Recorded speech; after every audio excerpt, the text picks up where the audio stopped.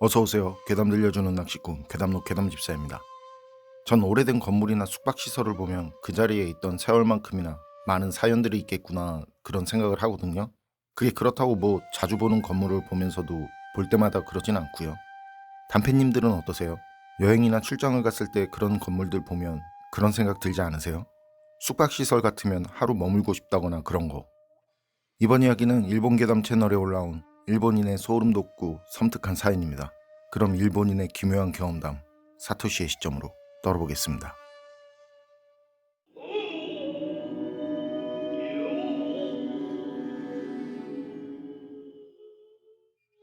전 나름 인정받는 소프트웨어 개발 회사에 재직 중인데요. 회사에서 포상 차원의 휴가를 줘서 회사 친구 2명과 그냥 발 닿는 곳에 가서 거기서 먹고 자기로 했었죠. 뭐 최악의 경우엔 차에서 자면 되지 하는, 그게 그때 저희의 여행 계획이었어요. 그 여행만큼은 도시 생활과 회사 업무에 찌든 그런 정해진 룰에서 벗어나고 싶었거든요. 그때 우린 아무 계획도 없이 정처 없이 차바퀴 굴러가는 대로 돌아다녔는데, 그때 꽤 깊은 그 산속 깊은 곳까지 들어가게 됐었어요. 그리고 거기서 동북장이라는 오래된 숙소 간판이 눈에 들어왔는데, 그 숙소는 간판만큼이나 오래됐지만 깔끔하고 운치 있는 숙소였죠. 그냥 세월의 흔적을 물씬 풍기는 산속에 있는 그런 숙소. 그래서 모두 그날 밤은 거기 그 숙소에서 머물기로 하고 들어갔는데, 거긴 예약 손님이 아니면 숙박이 안 된다고 하더라고요. 그래서 우린 진짜 그 숙소에서 숙박을 하고 싶다고 빌다시피 해서 얘기를 했는데, 그래서 우리 사정 얘기를 들은 주인 아주머니가 그건 마지못해서 그 별채라도 괜찮겠냐고. 그 우린 괜찮다고. 제발 그 별채에서라도 있게 해달라고 했었네요. 그냥 뭐 억지였죠. 안 된다고 안 된다고 한 걸 제발 제발 해서 들어간 거니까. 그래서 간신히 우린 그 별채라는 곳에서 숙박을 하게 됐는데, 그 별채라는 곳, 별채라고 해서 어디 멀리 숙소 구석에 있는 건가 했었는데, 본관에서 마루로 조금 가면 있는 그 별관을 얘기한 거였더라고요. 우린 기대한 것보다 좋아서 다행이라고 모두 입이 귀에 걸려서는, 본관이나 별관이나 마루로 이어진 하나의 건물이라 그게 그거였거든요. 그리고 우린 안내를 받아서 방으로 들어갔는데, 방은 우리가 밖에서 본 것보다 더 오랜 세월을 고스란히 품고 있었어요. 방 안에 있는 모든 것들은 오랜 세월을 담은 골동품 같았고요. 그런데 남이끼가 오면서 보니까 우리 외엔 투숙객이 없는 것 같은데 왜 별관을 사용하라고 한 걸까? 하더라고요. 그러고 보니 주차할 때도 주차장인 우리 차 외에는 없었거든요. 우린 잠깐, 아주 잠깐 의아해하다가 에이 됐다 뭐 이유야 있겠지 하고는 바로 이제 들어 누웠는데, 누군지는 모르지만 제 몸을 강하게 흔드는 거예요. 팔이랑 어깨를 아플 정도로 강하게 잡고, 그리고 강하게. 그래서 전 누구냐고 왜 그러냐고 하지 말라고 그러면서 고개를 휙 돌렸는데, 그때 제 눈에 들어온 건 회사 동료 둘이 아니라 얼굴 전체에 피를 흘리고 있는 여자가 사지가 뒤틀린 상태로 피눈물을 흘리면서 자신 양손을 빠르게 긁고 있는 모습이었어요. 전 비명을 지르면서 반대쪽으로 막 뒹굴면서 벽 쪽으로 얼굴을 돌렸는데, 그때 다시 또 뒤에서 어깨를 잡고 막 흔들더라고요. 그땐 비명도 나오지 않더라는 거죠. 그냥 이제 죽는 건가 하는 그런 생각이 드는데, 남이끼랑 무라타 목소리가 들리는 거예요. 괜찮냐고. 너도 무슨 일 있었냐는. 너도? 둘은 저를 보면서 무슨 꿈이라도 꾼 거냐면서 말을 하는데, 그때 제가 눕자마자 코를 골 정도로 잠이 들었다는 거죠. 그래서 그런 저를 깨우기도 뭐해서 둘이서 먼저 온탕에서 씻고 왔다는 말을 하더라고요. 전 그 말을 듣고 좀 전에 그게 꿈이었구나 하는데, 둘이 여기 좀 이상하다는 말을 하는 겁니다. 전 제가 꾼 그 꿈 얘기를 하려다 둘이 그런 말을 하니까 제가 먼저 뭔 일 있냐고 물었는데, 자세히 보니까 둘이 뭔가에 겁을 먹은 듯한 그런 표정을 하고 있더라고요. 그리고 바로 남이끼가 여기 좀 이상하다고, 진짜 이상하다고, 우리 캔슬하고 그냥 나가자는 말을 하는데, 무라타도 남이끼의 말에 강하게 고개를 끄덕이고요. 아니 안 된다는 거 억지로 빌다시피 해서 들어왔는데 캔슬이 뭔 말이냐고, 뭔 일인지 얘기 좀 해보라고. 그랬더니 둘이 세상 진지한 표정으로 겁을 먹은 표정으로 하는 말이, 둘이 욕탕에 들어갔을 때 이미 다른 한 남자가 들어가 있더래요. 수증기 때문에 잘 보이진 않았는데 확실히 사람이 있었다고요. 그래서 둘은 실례합니다 하고 욕조에 들어가서 이번 여행 정말 괜찮다, 뭐 오길 잘했다, 뭐 그런 주저없는 대화를 했는데, 그렇게 떠드는 동안에도 그 수증기 너머에 보이는 그 남자는 아예 미동도 없더라는 거죠. 그래서 제가 야, 내가 귀신 얘긴 이런 거 저런 거 다 들어봤어도 홀딱 벗고 있는 귀신 얘기는 니들이 처음이다 하고 웃으면서 얘기를 했더니 그때 둘이 겁에 질린 표정에 살짝 인상을 쓴 표정까지 더해서 절 보더라고요. 그리고 전 바로 그 알 수 없는 분위기에 눌려서 다시 조용히 입을 다물었고요. 그리고 둘은 서로를 쳐다보면서 뭔가 다시 확인을 하려는 듯 그 서로를 쳐다보면서 얘기를 했는데 무라타가 먼저 탕에서 나와서 몸을 씻기 시작했고 계속 욕탕 안에 그 남자가 신경이 쓰여서 씻으면서 곁눈질로 그 남자를 쳐다봤는데 욕탕이는 나미끼 혼자만 있더라는 거예요. 그래서 나미끼를 불렀다네요. 나미끼는 무슨 일이냐면서 욕조에서 나왔겠죠? 그리고 무라타는 계속 욕탕을 보기 좀 그래서 다시 고개를 돌려서 그 상태로 고개를 숙인 채로 있는데 나미끼가 그새 왔는지 무라타 옆쪽에 다리랑 발 부분이 그 서 있는 다리랑 발 부분이 슬쩍 거울에 비쳐서 보이더라는 거죠. 그래서 무라타가 조용히 고개만 살짝 돌려서 아주 작은 목소리로 나미끼 욕탕에 그 남자 봤어? 하고 얘기를 했는데 그때 바로 반대쪽에 나미끼가 앉으면서 뭐라고? 그러더라는 거죠. 그러니 무라타는 기겁을 해서는 막 소리를 지르면서 일어났는데 그때 나미끼를 보니까 얼굴이 알아볼 수 없을 정도로 다 망가진 남자가 그 얼굴을 나미끼 왼쪽 어깨에 올려놓고 무라타를 쳐다보고 있더라는 거예요. 그런데 그게 또 불가능한 게 거긴 사람이 낄 공간이 없었다는 거죠. 무라타는 그런 모습을 보고 입이 벌어지고 말도 안 나오고 눈앞이 하얗게 된 그런 기억이 난다는데 움직일 수가 없었다고 했어요. 잠깐이지만 그 순간은 마치 앞에 무슨 맹수가 있는 것 마냥 움직일 수가 없었다고요. 근데 그때 나미끼가 갑자기 무라타 팔을 꽉 잡더니 달리더랍니다. 그제야 무라타도 정신이 들어와서 앞이 보이기 시작했고 말이죠. 그리고 그렇게 달려나오다 무라타는 넘어졌다고 그런 말을 했는데 그때 그 말을 듣고 무라타 무릎을 봤더니 진짜 아닌 게 아니라 무라타는 무릎이 넓게 까져서는 거기 상처에서 피가 나고 있더라고요. 야, 이거 장난 아니구나. 얘들 진짜구나 하는데 그때 나미끼가 하는 말이 자기도 그 남자를 봤다고 하는 거예요. 자기가 무라타 팔목을 잡고 달린 게 그 이유가 무라타가 자기를 보고 놀란 표정으로 그냥 서 있길래 뭐라고 그런 거냐고 무슨 일이냐고 하니까 바로 왼쪽 어깨에서 내 얘기한 거야 하는 목소리가 들렸다는 거죠. 그래서 확 돌려서 봤더니 목 위로 얼굴만 있는 피투성이 남자가 자기를 쳐다보면서 웃고 있더라는 거예요. 그걸 보고 그 순간 나미끼는 기절할 뻔했다는데 그래도 그 공포보다 살고 싶은 마음이 더 강했는지 다리가 움직이고 몸이 움직였다면서 그래서 무라타를 잡고 달려 나오게 된 거라고 하더라고요. 이거 진짜 심상치 않구나 했거든요. 그래서 저도 있었던 일을 얘기했는데 그때 제 가슴 쪽을 뚫어져라 쳐다보던 나미끼가 제 쪽으로 손을 뻗더니 제 가슴에서 뭔가를 떼어냈는데요. 그건 기다란 여자 머리카락이었어요. 우린 그게 청소를 안 해서 나왔다고는 생각하지 않은 게 진짜 거긴 엄청 깨끗했거든요. 그래서 더 그 머리카락에 의문을 갖게 됐는데 그때 밖에서 기척이 들렸고 식사 시중을 드는 종업원이 왔는데요. 우린 저녁 7시에 식사를 부탁해뒀었거든요. 그래서 일단 먹고 다시 얘기하자면서 식사를 봤는데 그때 들어온 그 여자 종업원이 제가 꿈에서 본 그 여자 얼굴이랑 똑같은 겁니다. 그래서 전 식사를 받다가 놀라서는 비명을 지르면서 그 손에 들고 있던 걸 엎질렀고요. 나미끼랑 무라타는 왜 그러냐고 무슨 일이냐고 하는데 전 그때 실례고 민폐고 그런 거 따질 그런 이상이 없었던 것 같아요. 바로 그 여자를 손가락으로 가리키면서 내가 꿈에서 본 여자가 저 여자라고 그렇게 둘에게 얘기를 했거든요. 그러니까 그 여자 종업원이 그런 말을 하는 저를 보더니 바로 울면서 달려나가는 거예요.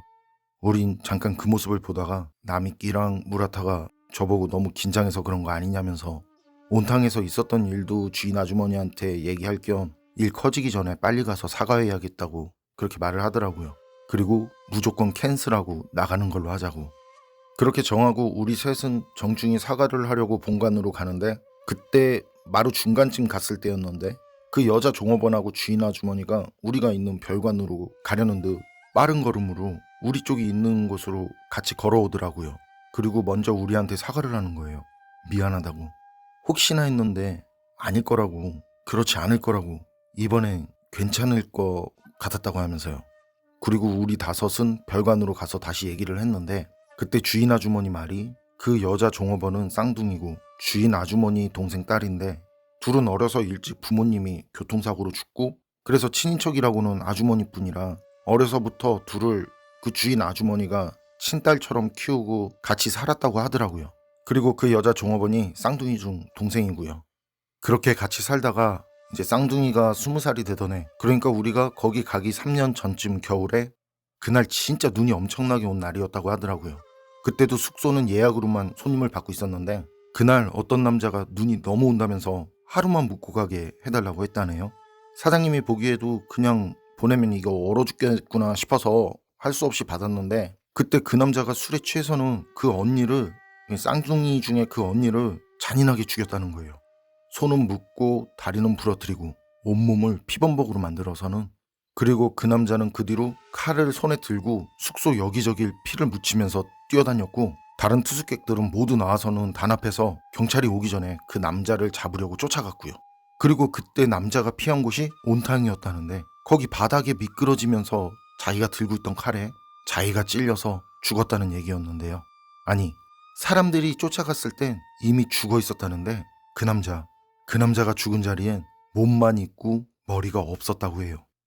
그래서 거기 있는 사람들이랑 모두 그것 때문에 조사를 다 받고 그리고 모두 혐의 없음으로 결론 지어졌다고 하는데요. 그 뒤로 그런 사건이 있었던 본관은 아예 손님을 받지 않고 별관도 예약하지 않은 손님은 절대 받지 않았다고 해요. 어쩔 수 없이 딱해서 예약하지 않은 손님을 받은 날엔 그 손님들이 쌍둥이 언니라든지 온탕에서 그 남자 귀신을 봤다고들 하더라는 거죠. 그런데 우린 셋이니까 별일 없겠다 싶어 받았는데 또 그런 일을 경험했다고 하니까, 그리고 환불을 해주겠다고 미안하다고 하는데 우린 괜찮다고, 그리고 우리는 애도를 표하고 싶다고 말을 하고 그 언니가 죽은 자리에 가서 애도를 표하고, 근데 어떻게 해도 더 이상 그 숙소에는 있을 수 없겠더라고요. 그에 있을 수 없어서 그 밤에 차를 몰고 나올 수밖에 없었는데요. 이후 우린 그런 이유로 최악의 상황에선 차박을 하면 되지라는 우리의 완벽한 여행 계획을 이룰 수 있었던 여행이었습니다. 일본인 사연자의 이야기는 여기까지인데요. 사람이 사람을 믿은 대가가, 호의를 베푼 대가가, 쉽게 말해서 은혜를 원수로 갚는다고 하죠. 그런 경우가 생각보다 많은 것 같더라고요. 혀를 차게 만드는. 어쨌든 이번 사연을 보면서 여러 가지 생각이 들었는데요. 그중 제일 궁금한 거, 머리. 그 남자 머리. 그건 어디로 간 걸까요? 정말 넘어지면서 자기 칼에 자기가 찔려서 죽은 게 맞을까요? 여러분 생각은 어떠세요? 판단은 여러분께 맡기겠습니다. 어서 오세요. 괴담 들려주는 낚시꾼 괴담록 괴담집사입니다. 단패님들, 어떤 사고가 있던 곳이라고 소문이 난 뒤에 그 뒤부터 그 사건 사고와 관련된 무언가를 봤다는 목격담이 퍼지는 거, 이런 류의 이야기들은 많이 들어보셨을 거예요. 먼저 사실을 알고 나중에 그것과 관련된 소문이 도는. 그런데 이런 경우엔 사건 사고 때문에 기분 탓이라든지 무의식 중에 그런 장소에서 그런 경험을 했다고 착각을 할 수도 있다고 하잖아요. 그럼 그 순서가 반대로 어떤 일이 있었는지 몰랐는데 나중에 알고 보니 자신이 경험한 이상한 일이 그곳에서 일어났던 사건과 관련이 있다면, 그것도 국내가 아닌 외국에서, 그것도 혼자가 아닌 그곳을 거쳐간 여러 사람이 자신과 똑같은 이상한 경험을 했다면, 이런 경우라면 그냥 기분 탓으로 느끼고 상상하고 착각을 한 그런 경우라고 보기엔 좀 어렵지 않을까요? 이번 이야기는 승필님께서 보내주신 사연입니다. 승필님, 사연 제보 감사합니다. 그럼 승필님의 기묘한 경험담, 괴담집사의 시점으로 떨어보겠습니다.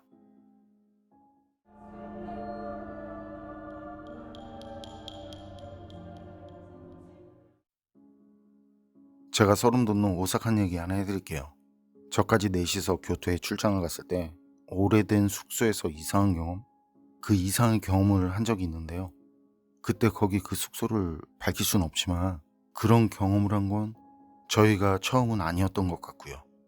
참고로 거긴 오시마테루의 사건 사고가 공식적으로 알려진 곳이기도 해요. 물론 거기가 그런 곳이라는 건 나중에 알게 됐지만요.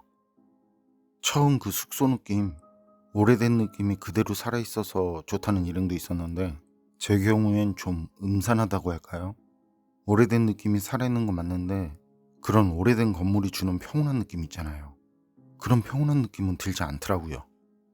겉으로는 뭔가 옛것을 살리면서 거기에 모던한 분위기를 더해서 고급스럽게 보이려고 한 것 같은데 그런 것들이 자연스럽게 어울리지 못한다는 느낌?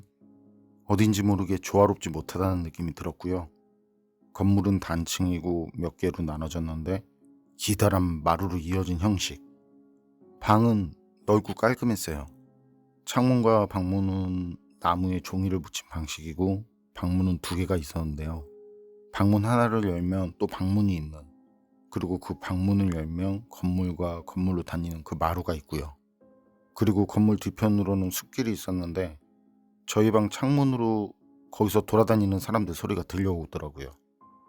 다음날 일정을 마치고 저녁 늦게 들어와서 하루 마무리하고 잠들기 전에 다들 쉬고 있을 때였어요. 그 늦은 밤에 뒤쪽 숲길에서 산책을 하는 사람들이 있는지 창문에서 소리가 들려와요.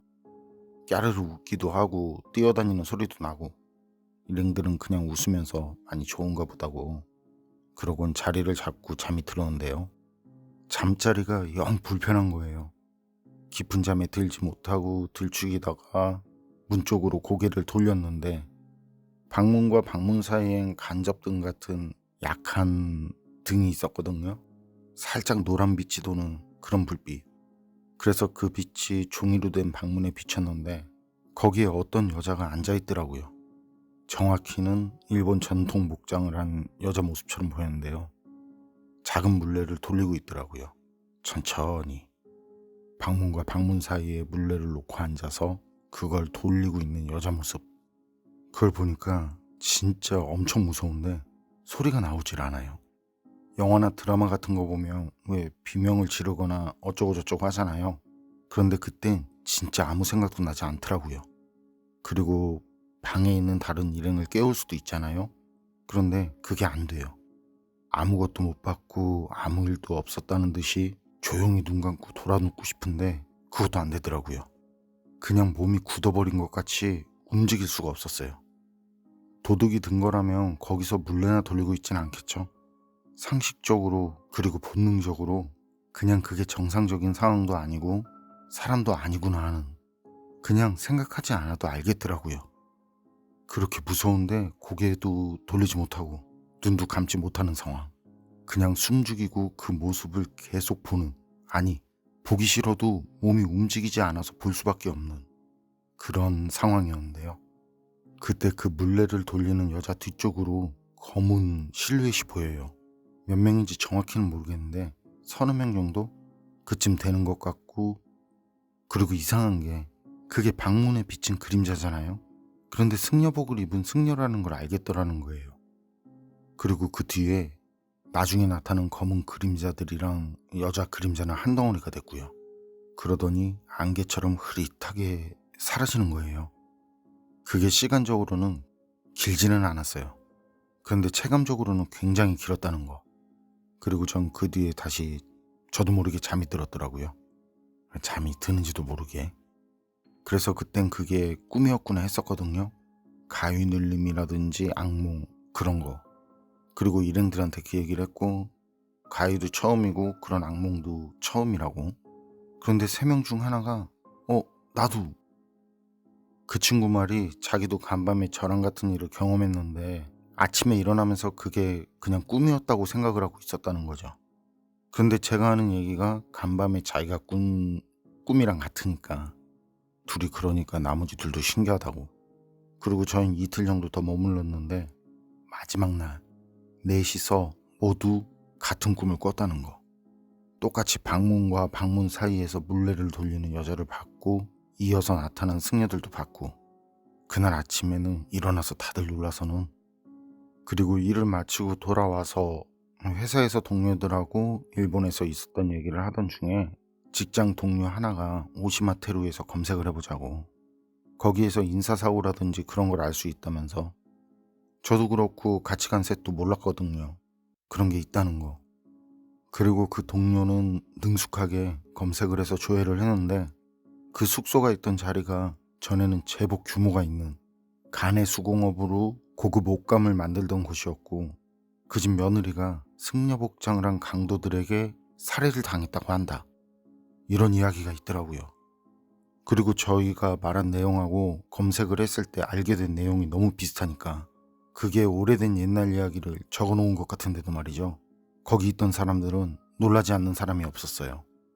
그리고 좀 더 검색을 했을 땐 그 숙소에서 우리와 같은 경험을 했다는 경험담들도 적지 않게 올라와 있었습니다. 그 숙소엔 물레를 돌리는 여자가 있다라는 경험담들이 말이죠.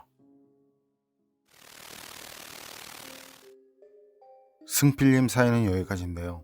승필님이 알려주신 오시마테루라는 곳, 저도 이번 사연을 통해서 알게 됐는데 아마 아시는 분들도 많이 계실 거예요. 호텔이든 집이든 건물에서 있었던 인사사건들을 알 수 있는 곳.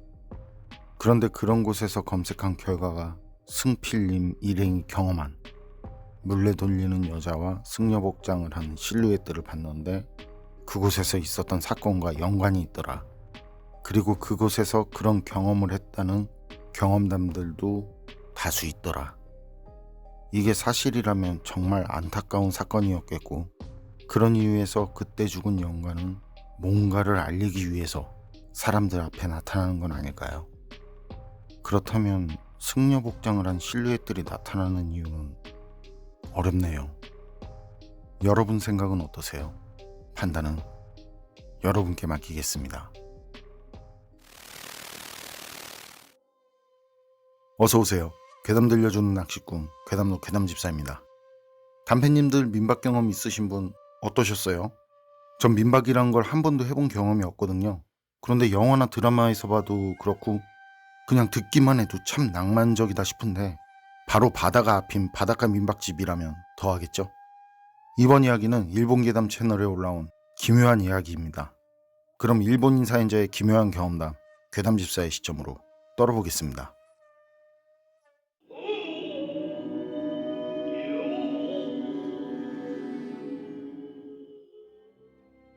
제가 소름 돋는 오싹한 이야기 하나 해드릴게요.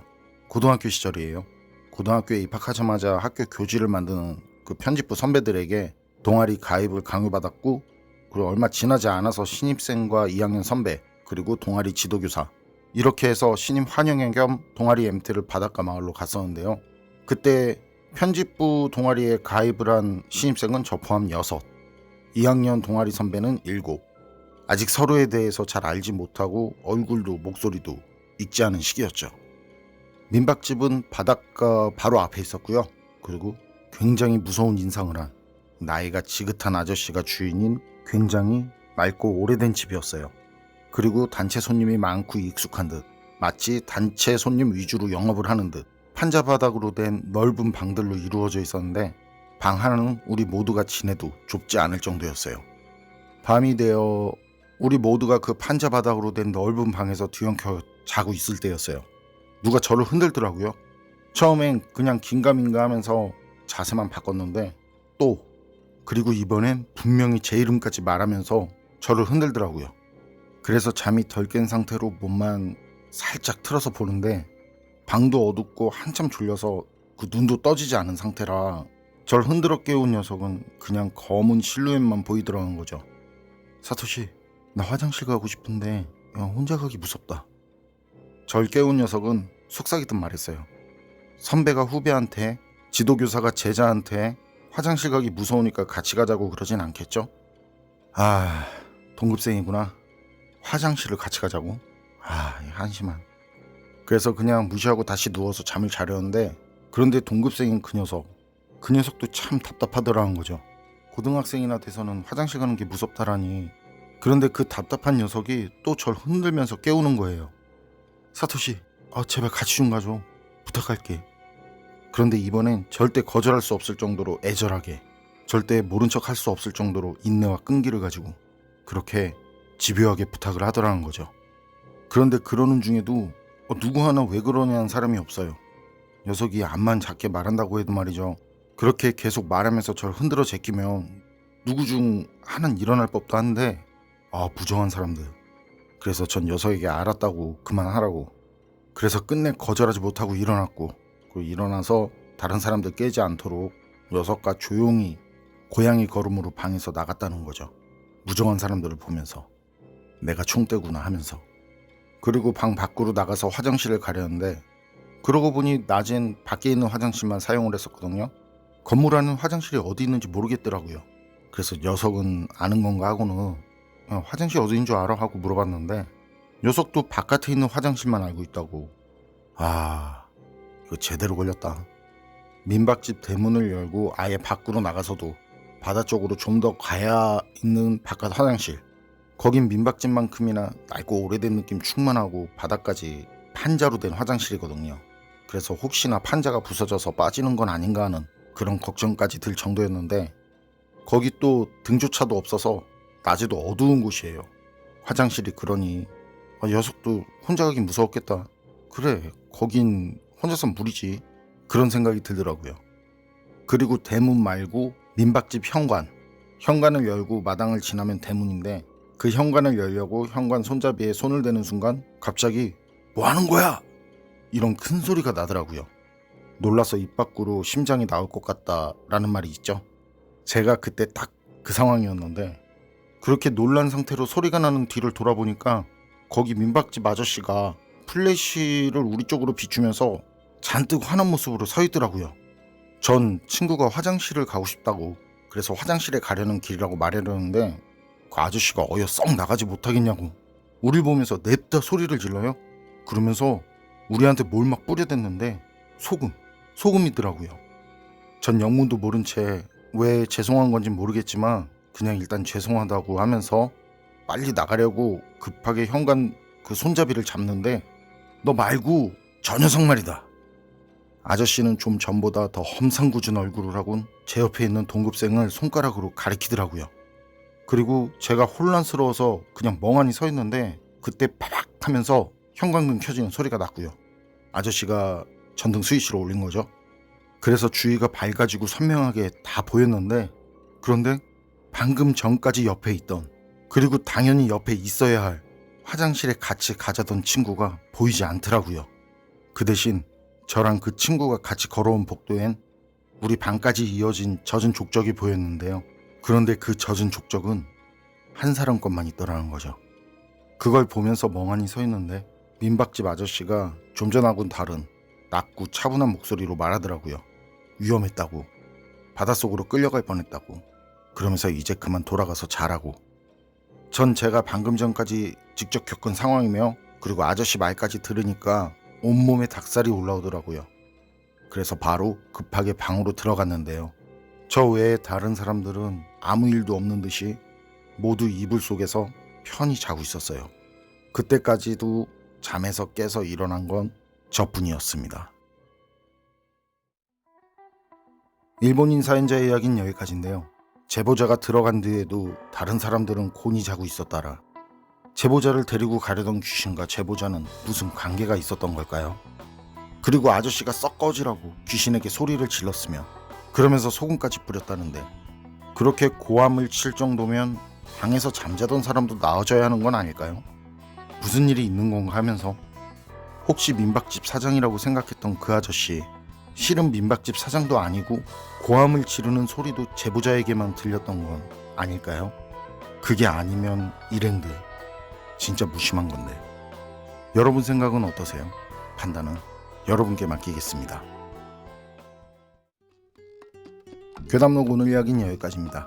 그럼 전 다음에 또 다른 사연으로 찾아뵙겠습니다. 늘 건강하시고 평온하세요. 함께 해주셔서 고맙습니다.